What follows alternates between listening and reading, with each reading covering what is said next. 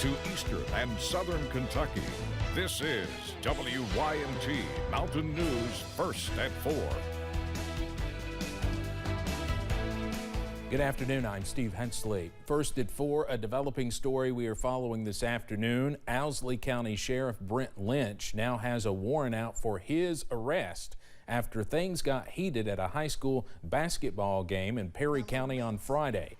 Kentucky State Police say Lynch, who is also part of the coaching staff for the Owsley County High School girls basketball team, assaulted a teenage girl during a fight between two players. Now, this is video of the incident from the Commodore Nation Facebook page. Troopers are now looking for Lynch to serve the warrant. Now, this all happened during a game Friday at the John C. Combs Arena at Perry County Central High School. We have reached out to both county superintendents for comment. Owsley County Superintendent Dr. Tim Bobrowski issued a statement that can be found on our website. We just got that moments ago.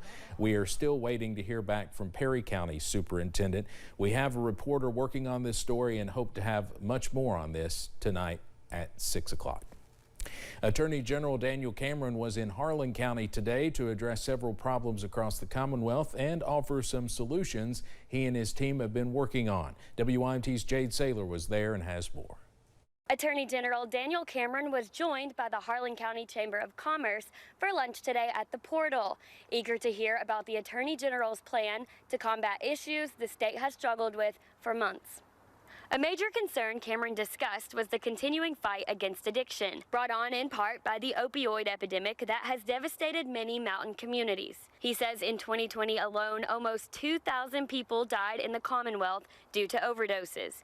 Cameron says lawmakers are now renewing efforts to help bring those numbers down. We were able to get past some legislation that is called House Bill 427. That says that when the money flows into Kentucky from these opioid settlements, that half of those dollars are going to go to what's called the Opioid Abatement Advisory Commission. That'll be the 50% that goes to the state. Cameron says what he is most excited about is the money from this legislation that will flow directly into the counties and cities across the state. In Harlan County, Jade Saylor, WYMT Mountain News.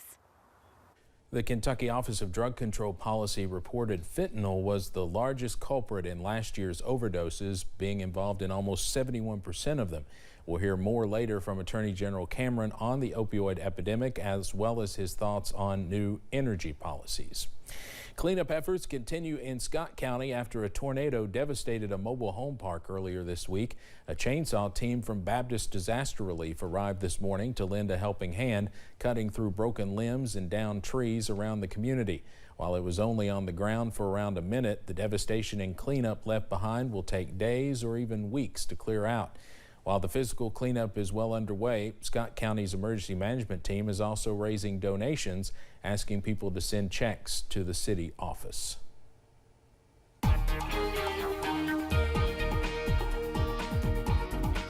We've been hearing this week so far about those two tornadoes that touched down in central Kentucky Monday morning, and what most people wouldn't want to hear is the possibility for more severe weather later in the week. But unfortunately, that is what appears to be the case as we head later on into the work week. Now, outside now, nothing of the sort. UVA-wise camera showing a nice, peaceful Wednesday afternoon weather-wise. Even the fair weather clouds moving on out this afternoon. A nice sunset beginning there. Same thing from Buffalo Mountain here in Perry County. We're warmer than yesterday. We're back in those mid-40s right now. In fact, a lot of us in those mid to upper 40s around the region. A little bit warmer as you head towards the Tennessee border and points south.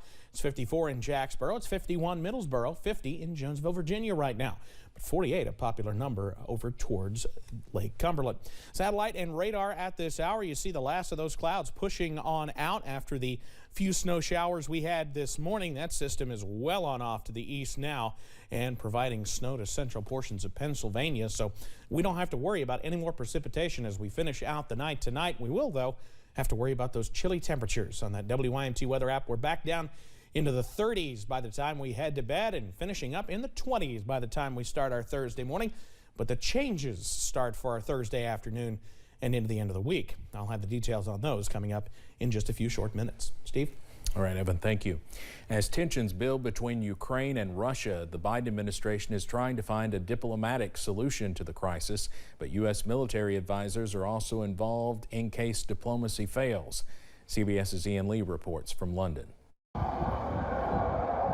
These are the signs of growing tensions between Ukraine and Russia.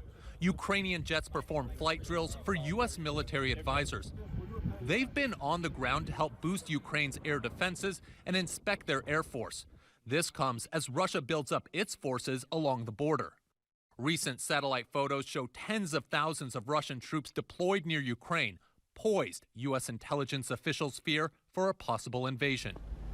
Ukrainian President Volodymyr Zelensky vowed this week to fight off any Russian aggression with whatever it takes, including U.S. military hardware, like the Javelin anti-tank missile systems. On Tuesday, President Biden warned Russia's president of the consequences of an invasion, including possibly more military equipment for Ukraine, along with tough economic sanctions. A former American ambassador to Ukraine expects officials will be watching for signs of a Russian retreat. The biggest sign would be, does the Russian military begin to draw back away from Ukraine? But also, and perhaps more quickly, do you begin to see a change in the rhetoric coming out of Moscow, which has been pretty over the top the last week? As winter sets in, Ukraine digs in, while hoping any roar from above comes from friendly jets. Ian Lee, CBS News. U.S. intelligence officials tell CBS News a possible Russian invasion of Ukraine could involve as many as 175,000 troops. The House passed a bill Tuesday night that authorizes nearly $770 billion in Pentagon funding and sets defense policy. The bill contains changes to how sexual assault and harassment are prosecuted and handled within the military. It also includes a 2.7% pay increase for military service members and DoD civilian employees. It passed with strong bipartisan support with a final vote of 363 to 70. The bill now moves to the Senate, which will likely vote on it later this week. It looks like another Trump White House official will face a criminal contempt charge. The House Select Committee looking into the U.S. Capitol riot said this morning that it will refer Mark Meadows for criminal prosecution. This after the former chief of staff informed the committee he would no longer cooperate with its investigation. Before that decision, Meadows turned over approximately 6,000 pages worth of documents to the panel, but he and the committee disagreed over what is covered by executive privilege. A Republican congresswoman is supporting her colleague with a pro-gun tweet. Colorado Representative Lauren Boebert, a gun rights advocate, posted a tweet of her sons standing around a Christmas tree holding firearms, referring to a similar family photo posted by Kentucky Representative Thomas Massie on December 4th. He received some fierce criticism for posting the tweet just days after 4 teens were killed in a school shooting in Michigan. New York City police arrested the man they believe set fire to the Fox News Christmas tree. Police say Craig Tamanana intentionally set the 50-foot tree on fire outside of Fox News studios in Manhattan Wednesday. No injuries were reported. Police say the 49-year-old is homeless and had a lighter in his possession. He's now behind bars and faces several charges, including arson, reckless endangerment, and criminal mischief. Police do not have a motive, but they are looking at whether mental illness was a factor. Let's head over to Wall Street now on this Wednesday. The Dow closes up today more than 35 points. We'll have more financial news in our next half hour.